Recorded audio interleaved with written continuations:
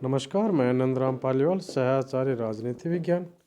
इस वीडियो में विकेंद्रीकरण पर गोपाल कृष्ण गोखले के क्या विचार है, इस पर चर्चा करेंगे।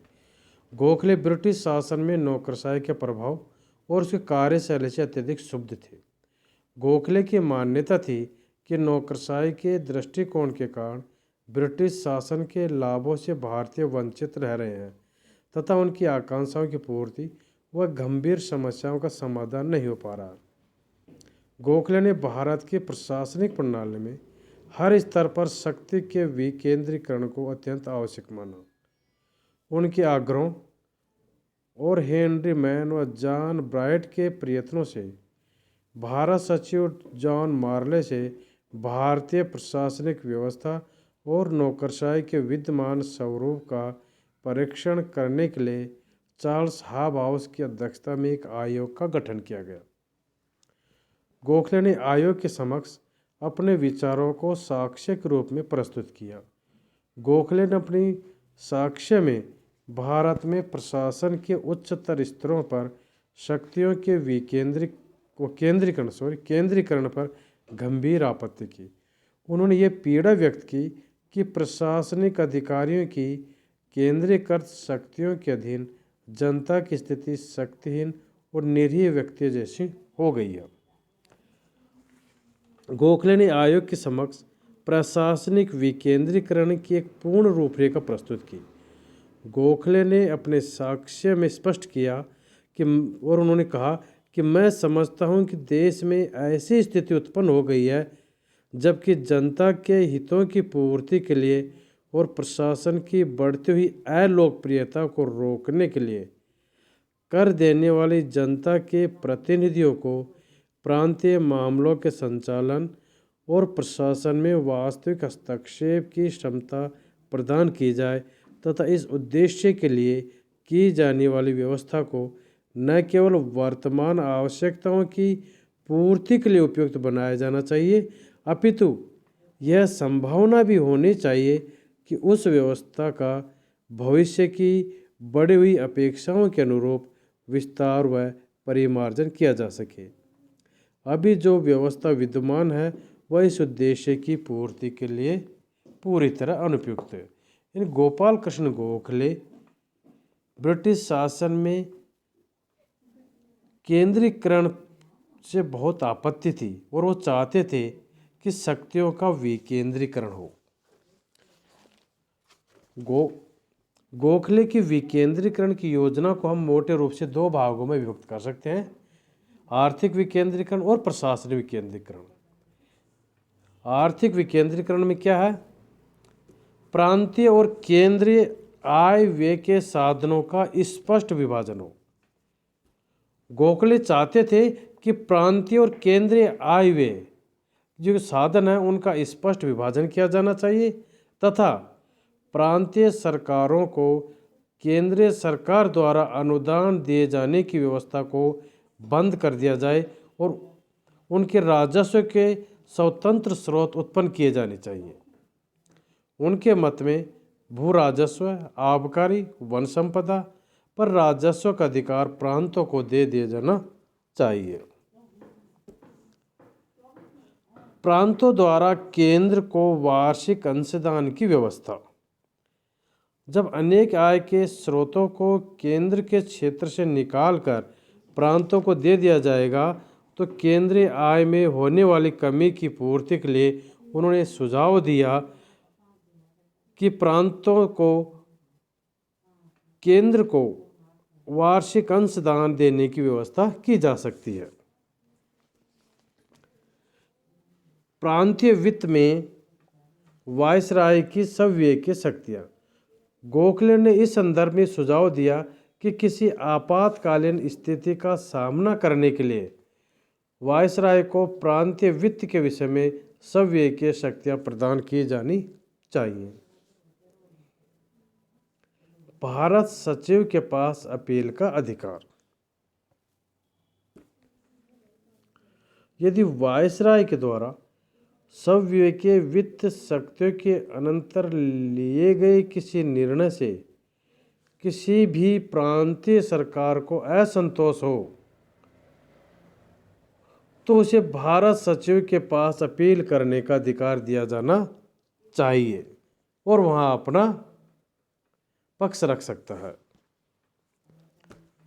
अब अगला है प्रशासनिक विकेंद्रीकरण।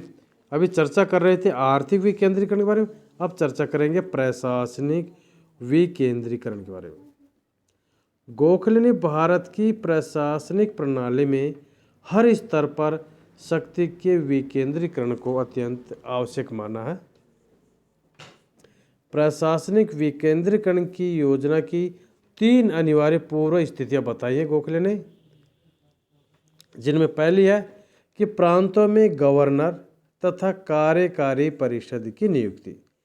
गोखले के अनुसार विकेंद्रीकरण की योजना की क्रियान्वित की प्रथम शर्त यह है कि सभी महत्वपूर्ण प्रांतों में गवर्नर की नियुक्ति होनी चाहिए और उसकी सहायता के लिए एक कार्यकारी परिषद की स्थापना होनी चाहिए जिसके 3 या 4 सदस्य हो सकते हैं।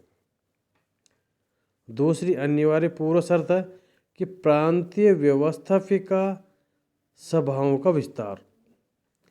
गोखले ने दूसरी अनिवार्य पूर्व स्थिति यह बताई है कि प्रांतीय व्यवस्थापिका सभाओं का विस्तार किया जाना चाहिए और उनमें निर्वाचित प्रतिनिधियों की संख्या में वृद्धि करके उनके प्रतिनिधियात्मक चरित्र को सुनिश्चित किया जाना चाहिए। काउंसिल की बैठक बुलाए जाने की व्यवस्था।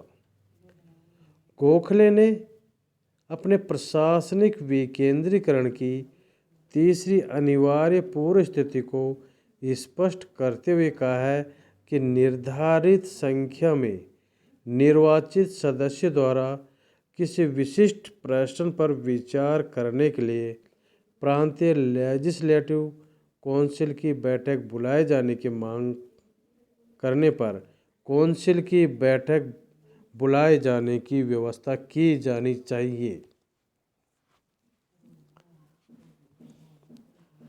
अब प्रशासनिक विकेंद्रीकरण का स्वरूप। गोखले ने प्रशासनिक विकेंद्रीकरण के अंतर्गत संस्थाओं और उनकी शक्तियों का उल्लेख किया है। जैसे पहला, शिखर पर पुनर्गठित विधान परिषदें। इस संबंध में उनका कहना था कि सभी महत्वपूर्ण प्रांतों में इंग्लैंड सरकार द्वारा मनोनीत गवर्नर नियुक्त किए जाएं तथा उनकी सहायता के लिए 3 या 4 सदस्य कार्यकारी परिषद नियुक्त की जाए। प्रांतीय विधान परिषद का विस्तार कर उसे अधिक से अधिक प्रतिनिधि मूलक बनाया जाए। इसमें सदस्य को बजट पर विचार विमर्श करने तथा संशोधन प्रस्तुत करने का अधिकार होना चाहिए। फिर इसके बाद में ये थी शिखर पर पुनर्गठित विधान, यानी शिखर पर विधान परिषदें। अब मध्य में यानी माध्यमिक स्तर पर होंगी जिला परिषदें। जिला स्तर पर गोखले ने प्रशासन को जनप्रतिनिधियों से संयुक्त करने का सुझाव दिया। जिलाधीश की सहायता से वे जिला परिषदों के निर्माण के पक्षधर थे और जिलाधीश की सर्वोच्च स्थिति के आलोचक थे। उनके अनुसार जिलाधीश की भूमिका को संतुलित बनाने का उपाय यह था कि विकेंद्रीकरण की प्रक्रिया को स्थानीय स्वशासन की प्राथमिक इकाइयों तक विस्तार प्रदान किया जाए। उनका मत था कि इन स्थानीय इकाइयों को अपने लिए संसाधन जुटाने का अधिकार होना चाहिए। जिला परिषद के विषय में गोखले ने सुझाव दिया कि जिले के किसी प्रतिष्ठित और गैर सरकारी व्यक्ति को जिला परिषद का अध्यक्ष बनाया जाना चाहिए। वैकल्पिक रूप से उन्होंने जिलाधीश को भी परिषद का अध्यक्ष बनाए जाने का सुझाव दिया। उन्होंने अधिशासी अभियंता, सिविल सर्जन और शिक्षा निरीक्षक को भी इसका सदस्य बनाने का सुझाव दिया। उनका मत था कि जिला परिषद के कम से कम 3/4 सदस्य निर्वाचित होने चाहिए और अधिकतम 1/4 सदस्य मनोनीत हो। जिला स्तर पर उस समय 3 प्रशासनिक दोषों के प्रति गोखले ने गंभीर आपत्ति की थी और ये थे गोपनीयता, नौकरशाही का वर्चस्व और विलंब। अब निम्न स्तर पर ग्राम पंचायत तथा नगर परिषदें। गोखले भारत में पंचायती राज व्यवस्था को पुनः स्थापित करने के पक्ष में थे। गोखले ने ग्रामीण स्तर पर जब पंचायतों की स्थापना पर बल दिया, वहीं तालुका स्तर पर स्थानीय तालुका बोर्ड गठित किए जाने को आवश्यक माना। नगर पालिकाओं को गोखले ने पूर्णतः निर्वाचित निकाय बनाने पर बल दिया। उनकी दृढ़ मान्यता थी कि ग्रामों में पंचायतों को और नगरों में नगर पालिकाओं को आत्मनिर्भर और स्वतः समर्थ निकाय बनाकर ही स्वशासन की इकाइयों की सफलता की कल्पना की जा सकती। धन्यवाद।